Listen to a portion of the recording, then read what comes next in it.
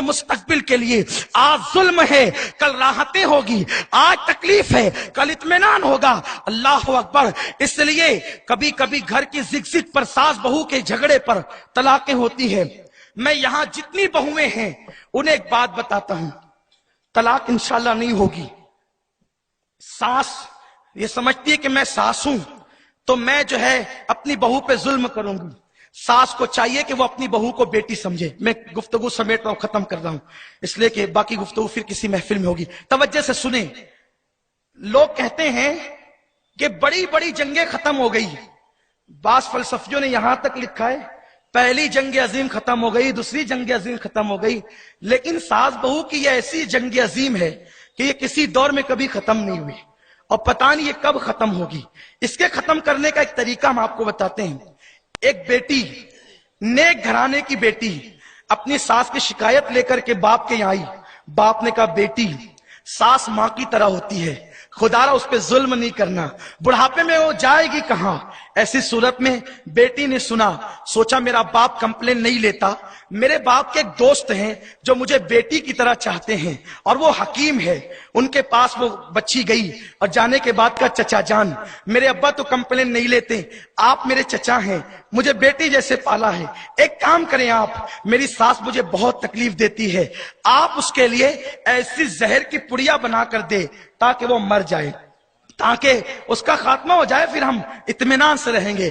وہ واقعی حکیم تھا، وہ واقعی حکیم تھا، اور وہ اسلام کے قانون کے مطابق حکمت کرتا تھا۔ اس نے کہا بیٹی بیٹھ، ٹھیک ہے، 1 مہینے کی پڑیا تجھے دیتا ہوں، بیٹی اگر 1 دن میں دوں گا تو وہ مر جائے گی، سب تجھ پہ شک کریں گے، تیری روزانہ اس سے جھگڑے اور زگ ہوتی ہے، بیٹی ایک کام کرنا، تیرے اوپر الزام نہیں آئے اس لیے میں جو ہے وہ سلو پوائزن جو ہوگا وہ دھیرے دھیرے اثر کرے گا، 1 مہینے کے بعد مر جائے گی تو تیرا نام بھی نہیں آئے گا، تیرا کام بھی ہوگا۔ اس نے کہا بہت اچھا۔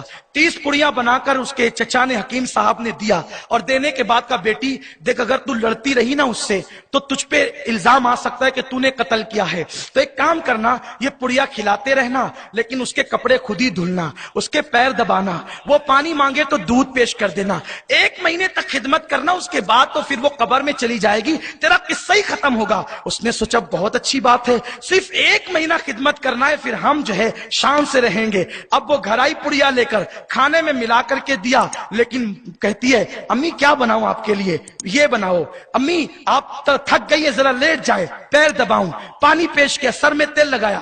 اب جو ساس بہو روزانہ لڑتی تھی 3-4 دن میں یہ اسے بیٹی ماننے لگی، یہ اسے ماں ماننے لگی، محبتوں کا ماحول ہوا۔ 8-10 دن گزرے، اسے افسوس ہوا اللہ اللہ میں نے تو 8 پڑیاں ساس کو کھلا دی، یہ تو بیچاری 1 مہینے کے بعد مر جائے گی۔ وہ حکیم کے پاس گئی روتی دھوتی، چچا چچا وہ میں نے 8 پڑیاں کھلا دی اور ابھی جو ہے وہ 22 باقی ہے، لیکن میری ساس مجھ سے کتنا پیار کرتی ہے، وہ مجھے بیٹی کی طرح سمجھتی ہے، اس لیے جو ہے وہ میری ساس مرنا نہیں چاہیے، وہ جو اس کو زہر دیا ہے آپ نے اس کا ازالہ ہونا چاہیے۔ حکیم صاحب نے مسکرا کے کہا بیٹی جا تیری ساس نہیں مرے گی، میں جانتا تھا جب تو محبت دے گی تو تجھے محبت ملے گی، تو ٹیڑھی تھی، تیری ساس بھی ٹیڑھی تھی، تو نے پیار دیا وہ بھی پیار دے رہی ہے۔ ارے پیار اگر کتوں کو دیا جائے تو وہ بھی دم ہلاتے ہیں، انسان تو انسان ہے، ہر انسان پیار کا محتاج ہے۔ لوگوں یاد رکھو پیار دو گے تو پیار ملے گا، نفرت دو گے تو نفرت ملے گی۔ بابا فرید الدین گنج شکر پاک پٹن کے تاجدار فرماتے ہیں لوگوں جو تمہارے راستے میں کانٹے بچھائے تم کانٹے اٹھا لیا کرو، اگر کانٹے بچھانے کے مقابلے میں تم بھی کانٹے بچھاؤ گے تو دنیا کانٹوں سے بھر جائے گی۔ ہم کانٹے بچھانے والے نہ بنے، ہم کانٹے اٹھانے والے بنے۔ کانٹے بچھا کر کے انسان کے دل کو سکون نہیں ملتا، کانٹے اٹھا کر کے انسان کے دل کو سکون ملا کرتا ہے۔ اس لیے جو خواتین اپنی ساس پہ الزام لگاتی ہے، جو بہویں اپنی ساس پہ الزام لگاتی ہے، جو ساس اپنی بہوؤں پہ الزام لگاتی ہے، وہ اللہ کی بارگاہ میں سچی توبہ کریں، اور اے ساس تو ظلم کیوں کرتی ہے؟ تو نے ہی تو اتنے ارمانوں سے بہو ڈھونڈ کر کے لایا، اب تو اپنے انتخاب کے ساتھ ظلم کر رہی ہے۔ تیرا بیٹا تھا تو بہو آئی. خدارا محبت قائم کرو. سیریلوں سے زندگی نہ سیکھو, اسلام سے زندگی سیکھو, قانون اسلام سے زندگی سیکھو. اور نوجوانوں اپنے آپ کے غصے پہ کنٹرول کرو. آقا فرماتے سب سے بڑا پہلوان وہ ہے جو غصے کو پی جایا کرتا ہے. غصے کو پی جاؤ.